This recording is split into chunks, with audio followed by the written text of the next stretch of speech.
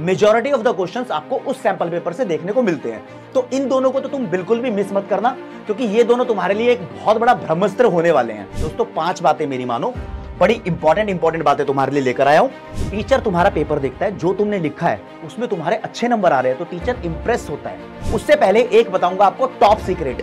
Top secret की मेरी बात सुनोगे? देखो जनरली होता क्या है।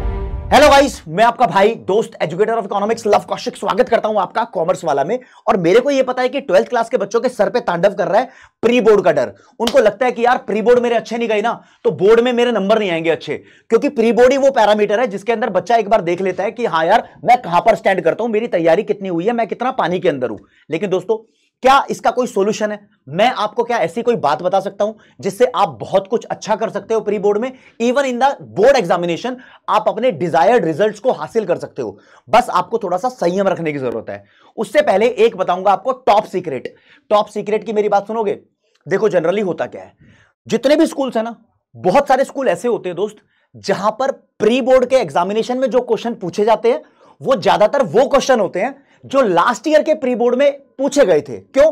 क्योंकि एक ही टीचर जनरली पेपर बना रहा होता है। अगर वही टीचर पेपर बना रहा है तो वो टीचर जनरली अपने क्वेश्चंस को रिपीट कर देता है, क्योंकि आज के टाइम में ज्यादातर लोगों के पास इतना टाइम नहीं है, तो वो क्वेश्चन रिपीट होने के चांस होते हैं। तो प्लीज उसका जुगाड़ करो कि प्रीवियस ईयर का प्री बोर्ड का पेपर कौन सा था।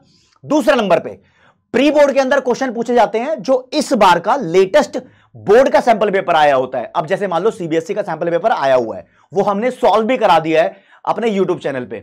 अब जनरली वो एक ट्रेंड सेट हो गया कि इस बेसिस पे क्वेश्चन पूछे जाएंगे, तो तुम्हारे प्री बोर्ड के अंदर मेजॉरिटी ऑफ द क्वेश्चंस आपको उस सैंपल पेपर से देखने को मिलते हैं।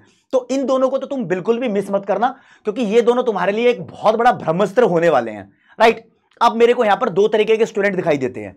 एक बच्चा वो है जिसका अभी सिलेबस पूरा कंप्लीट नहीं हुआ है, लेस देन 50% पे वो अटका हुआ है, या फिर वो सोचता है यार 10 चैप्टर है मान लो किसी एक सब्जेक्ट के अंदर, उसके 3-4 चैप्टर बिल्कुल अनटच्ड है और 5-6 चैप्टर उसके ऐसे हैं जिसमें उसको थोड़ा थोड़ा आता है और थोड़ा थोड़ा नहीं आता है। और कुछ बच्चे मेरे को ऐसे दिखाई दे रहे हैं जिसको लगता है कि हाँ भाई मेरा 60% से लेकर 100% के बीच में सिलेबस हो गया, बस छोटी मोटी रिवीजन बाकी है, क्वेश्चन प्रैक्टिस करना बाकी है। अभी क्या है ना, प्री बोर्ड आने वाले हैं, किसी के 5 दिन में आ जाएंगे, किसी के 15 दिन में, किसी के 1 महीने में। एक बार मुझे कमेंट सेक्शन में जरूर बताओ कि तुम्हारे प्री बोर्ड कब से स्टार्ट होने वाले हैं, ताकि मेरे को भी पक्का आइडिया हो जाए हाँ भाई इन बच्चों के तब से स्टार्ट होने वाले हैं, और आपको प्रॉपर हर एक चैप्टर का यहां पर वन शॉट भी उसके हिसाब से अवेलेबल हो जाए। अच्छा जी, तो ये कैटेगरी ऑफ स्टूडेंट हो गए। फिर क्या करें? फिर क्या करोगे दोस्तों? 5 बातें मेरी मानो, बड़ी इंपॉर्टेंट बातें तुम्हारे लिए लेकर आया हूं। अगर तुम्हारा सिलेबस पूरा कंप्लीट नहीं हुआ है तो don't go for the completion of 100% syllabus. बच्चे को लग रहा है यार मैं तो 100% प्रिपेयर करके जाऊंगा भाई, फिर देखूंगा क्या होगा प्री बोर्ड के अंदर। ऐसा नहीं सोचना राज्य। जितना तुम्हारा सिलेबस कंप्लीट हुआ है, मान लो कि तुम्हारा सिलेबस 50% कंप्लीट हुआ है, तो मेक श्योर दैट कि 1-2 चैप्टर तुम्हारा कंप्लीट हो जाए, 60% के आसपास आपका सिलेबस कंप्लीट हो जाए, क्योंकि प्री बोर्ड के अंदर अभी टाइम बचा हुआ है। और फिर उस पर ही फोकस करो, उसको ही इतना अच्छे से कर लो कि तुम्हारा उसमें कोई नंबर ना कटे। तो ध्यान रखना दोस्तों, मैं बोलता हूं क्वालिटी पे ज्यादा फोकस होना चाहिए एज कंपेयर टू क्वांटिटी। मत भागो, क्योंकि धपड़ धपड़ के अंदर तुम सारा सिलेबस कंप्लीट करोगे और हो सकता है कि वो चीजें ना आई पेपर के अंदर जो तुमने अच्छे से करी थी, वो चीजें आ गई जो तुमने अच्छे से नहीं करी थी, क्योंकि कम टाइम के अंदर बहुत सारी चीजें एक अच्छे तरीके से करना थोड़ा मुश्किल काम होता है। राइट? लेकिन दोस्त तुम कितना भी कर लो, आपको रिवीजन जरूर करनी है। अगर तुमने रिवीजन नहीं करी ना तो करे कराए पे पानी फिर सकता है। रिवीजन कहां से करोगे? सभी सब्जेक्ट के यहां पर वन शॉट अवेलेबल है, जाओ रिवीजन करो, बढ़िया से देखो। और दोस्तों सैंपल पेपर कौन से करने हैं यार? बहुत सारे पब्लिशर्स है, बहुत सारे सैंपल पेपर है सर, बढ़िया वाला सैंपल पेपर कहां मिलेगा? अरे 2 सैंपल पेपर कम से कम करो, प्री बोर्ड का टाइम है ना अभी। एक तो अपने स्कूल का प्रीवियस ईयर का कर लो, एक सीबीएसई का सैंपल पेपर जो अभी आया है वो कर लो। अगर तुम्हें लगता है कि हाँ मुझे एक और करना है तो दोस्तों प्रीवियस ईयर का सीबीएसई का सैंपल पेपर कर लो। This is more than enough for the pre boards. Right? हाँ, ये बात यकीन मान के चलो कि तुम्हारा टफ एग्जाम आएगा। प्री बोर्ड के एग्जामिनेशन जनरली टफ आते हैं, चेकिंग भी टफ होती है, ये तो बात होती है। तो कभी नंबर कम आ जाए ना तो डरना मत यार मेरे तो प्री बोर्ड के अंदर 55% नंबर थे। एक बच्चा है जो आज श्रीराम कॉलेज ऑफ कॉमर्स के अंदर पढ़ रहा है, उसने प्री बोर्ड की स्ट्रैटेजी मुझसे शेयर करी थी। बताया था सर इकोनॉमिक्स में ना मैंने लेट पढ़ाई स्टार्ट करी थी और प्री बोर्ड के टाइम पर मेरा 70% सिलेबस कंप्लीट था और मैंने सिर्फ और सिर्फ 70% पे ही फोकस किया, तो भाई उसके नंबर भी 70% ही आ गए। मतलब जितना था उसने उस पर भरोसा रखा, क्योंकि देखा कि प्री बोर्ड जब खत्म हो जाएंगे तो एक अच्छा सब्सटेंशियल पोर्शन ऑफ टाइम बचेगा, उसके बाद मैं जो मेरा सिलेबस बचा हुआ है उसको कंप्लीट कर लूंगा। लेकिन मुझे यह पता लग जाएगा कि जो चीज मुझे आती है उस चीज में मुझे पूरे नंबर मिलते हैं नहीं मिलते हैं। लेकिन एक बात पूरी सच्ची है, वो तो था टॉपर। भाई टॉपर का भी एक ट्रांजिशन पीरियड होता है, वो वहां से निकल गया।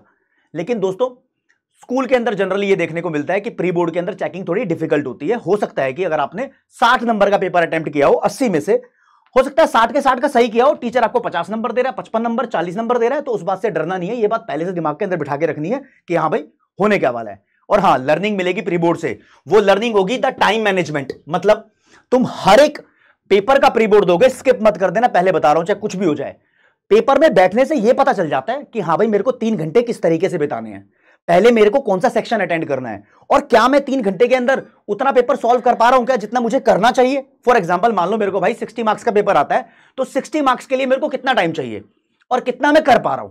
ये सारी बातें प्री बोर्ड तुम्हें कवर अप करके दे देता है। और बात रही भाई कि तुम्हारे ये 5 सब्जेक्ट कैसे कवर अप होंगे, दोस्तों इसी चैनल पे तुम्हारे लिए बढ़िया से बहुत तसल्ली से पीडब्ल्यू कॉमर्स वाला क्लास 12 यूट्यूब चैनल पे वन शॉट बना रखे हैं। जो बचे हुए हैं वो भी मिल जाएंगे, बस तुम बताओगे कि प्री बोर्ड कब से तुम्हारे चालू हो रहे हैं, तब तक का हम वेट कर रहे हैं। कमेंट सेक्शन खाली है। मैं तुम्हें कहता हूं ऑल द बेस्ट। जो बातें तुम्हें बताई हैं डरने का नहीं है। और हाँ, बच्चों का सोचना है यार प्री बोर्ड में अच्छे नंबर नहीं आए तो यार बोर्ड के अंदर जो प्रैक्टिकल होता है उसके अंदर कम नंबर मिलेंगे। दोस्तों ऐसा कुछ नहीं होता। टीचर तुम्हारा पेपर देखता है, जो तुमने लिखा है उसमें तुम्हारे अच्छे नंबर आ रहे हैं तो टीचर इंप्रेस होता है, वो कहता है हाँ यार इसकी कंटेंट क्वालिटी बहुत अच्छी है, और वो फिर सोचता है कि हाँ इसको मौका देना चाहिए, और फिर दोस्तों नंबर मिलते हैं। बहुत सारे बच्चों के कम नंबर होते हैं प्री बोर्ड में, फिर भी उसको प्रैक्टिकल के अंदर 20 में से 20 नंबर मिल रहे होते हैं। तो आप ध्यान रखना भाई। Stay blessed, keep studying, achieve your goals. कोई भी दिक्कत डाउट परेशानी है कमेंट सेक्शन में बताओ, हम तुम्हारी समस्या का समाधान करेंगे। थैंक यू, जय हिंद।